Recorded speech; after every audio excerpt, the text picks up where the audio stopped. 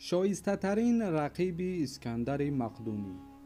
همه محققان از توانمندی سپیتمان به عنوان دلاورترین سپهسالار آریایی و شایسته ترین رقیب اسکندر توصیف کردند.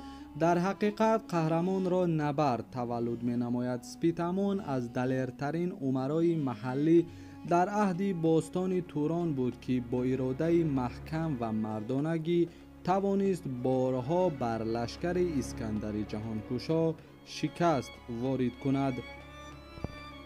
طبق اطلاعات مورخان، اسکندر مشغول اصلاح شهرها و نواحی ساحل سیردریا و وادی فرغانه بود که در حدود سوغد و باختر نهضتی واقعا آزادی خواهانه سر زد. این نهضت وضعیت نظامی و اجتماعی منطقه را که کم پیشتر اسکندر تابع خود نموده بود دیگرگون ساخت. تعداد شورشگران را برخی از مورخان به 7000 نفر سوارگان دانستند، ولی در مورد پیاده نظامان سکوت اختیار کردند. مسلما تعداد کل شورشگران سوغد خیلی زیاد بودند.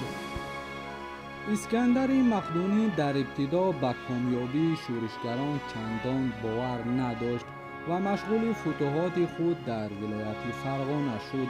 در این هنگام اهالی شهر سمرقند علیه پادگان مقدونی که در شهر مستقر بودند قیام کردند. سپیتمان و یاران وی جهت آزاد شدن این شهر مهم و نواحی اطراف آن اقدام نمودند. پادگان مقدونی ها در ارک پناه بردند. سپیتمان و یارانش ارک را به محاصره گرفته بعد از چندین زد و خوردها شهر را آزاد کردند. اسکندر بعد از دریافت این خبر فوراً لشکر را که شمار آن 800 نفر سواره و 3000 نفر پیاده نظام بود تحت فرماندهی مندم، فرنوخ و اندرومخ به جانب سمرقند فرستاد.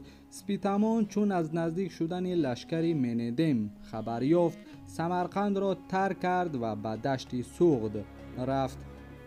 تصمیم سپیتمان از دید هنری جنگی درست بود و تقریبا همه محققان از تاکتیک جنگی سپهسالار سپیتمان ستایش کردند.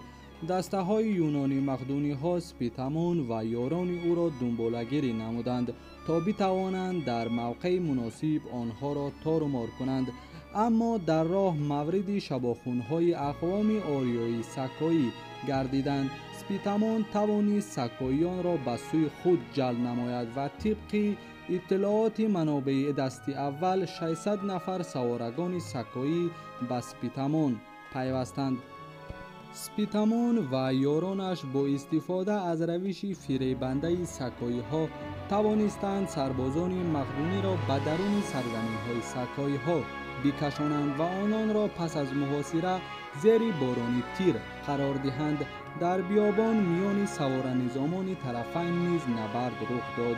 کوشش های مقرره سوار نظامان مقدونی که میخواستند عرصه را برای نظامیان سپیتمان تنگ نمایند نتیجه دلخواه نداد. در این جنگ مقدونی ها تلفات خیلی کلان دادند. سپیتمان توانست نقشه های دشمن را برباد دهد. دلاوری های اقوام جنگجوی سکایی نیز در این کارزار شایسته توصیف است. سوارگان جست و چالاک سکایی به طریق حیرت انگیز سربازان پیاده نظامی مقدونی را از پای در می آوردند. مقدونی ها از دست سپیتمان و متحدان او آرامش نداشتند. آنها متوجه شدند که شکست نیروهای سپیتمان و متحدانش کاری آسان نیست. در نوار آینده درباره عاقب نشینی مقدونی ها و نبرد پلیتیمت خواهیم گفت.